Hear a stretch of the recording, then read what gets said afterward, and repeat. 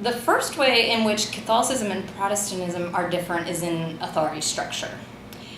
So for Catholics, there is a hierarchical authority in which the Pope is at the top of the hierarchy, and there are cardinals and archbishops and bishops and priests down through the laity.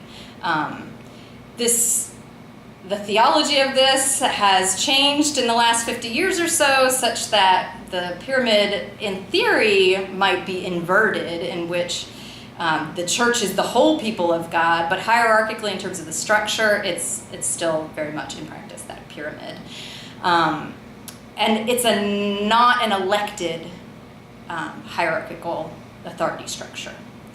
Some other Protestant denominations have a hierarchical authority structure. They have bishops and so forth, but oftentimes they are democratically elected from the congregations up through some kind of representative vote that takes place. That does not take place in Catholicism. Another way in which they're different is the centrality of the Eucharist. As I mentioned, for perhaps Lutherans, Anglicans, and Episcopalians, at least some strands of those traditions, the Eucharist is also very important and of central significance, but I'd say that's heightened to a much greater degree within Catholicism.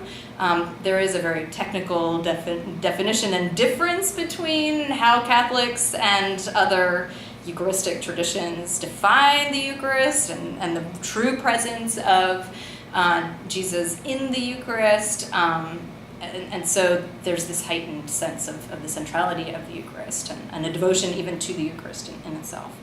The third way in which I'd say that there's a difference, although some overlap with some traditions, is that Catholicism holds a very sacramental view of the world, a sacramental view of the universe, in which matter, in which the stuff of life mediates the divine, in a way that many Protestant denominations, though not all, are wary of. Many Protestant denominations are more wary of idolatry and worshiping God in the things of the world.